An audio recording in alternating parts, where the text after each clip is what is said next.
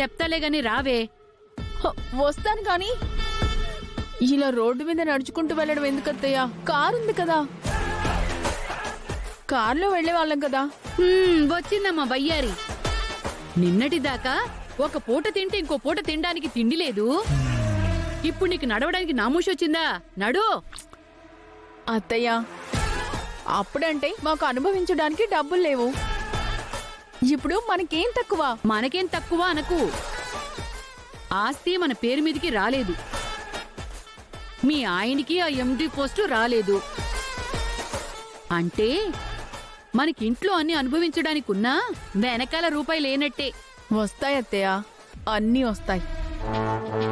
Time వస్తే అన్నీ మన వెనకే వాటంతటా అవే వస్తాయి.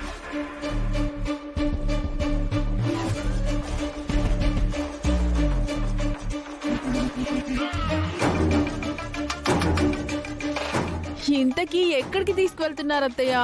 చిన్న పనుంది లేవే, కదలేవా? రా. ఇంకెంత దూరం? హుసే ఇక్కడేనే, రా.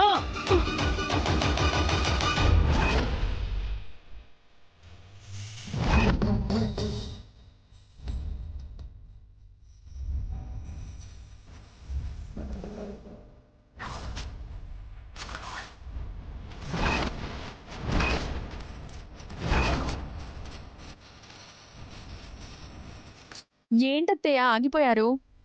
ఎవరోనే పాపం కనిపించట్లేదని గోడకు అతికించారు. ఎవరో మతిస్థిమితం లేనోళ్ళో లేకపోతే ఇంట్లో గొడవైన వాళ్ళు అలా వెళ్ళిపోయి ఉంటారు. పదండి మనం వెళ్దాం. కాదే అత్తయ్య, ఎవరు ఎలా పోతే మనకెందుకు? రండి మనం వెళ్దాం. ఆగవే. ఏంటి అంత నిర్దాక్షిణ్యంగా మాట్లాడుతున్నావు?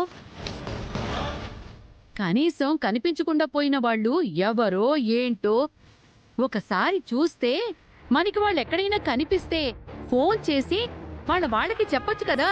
అత్తయ్య, ఇలాంటి ఉచిత సర్వీసులు నేను చేయను. ప్రపంచం ఎటు పోతే నాకేంటి?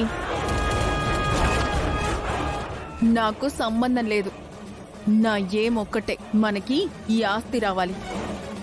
ఫణి ఎండి సీట్లో ఉండాలి. అది తప్పించి నాకేం అక్కర్లేదు, నాకేం వద్దు. బుసే, ఇంత కమర్షియల్ గా ఉన్నావు. రేపు నాకేమైనా అయితే కూడా ఇలాగే ఉంటావా? దుక్కలాగున్నారు. మీకేమవుతుంది అత్తయ్య?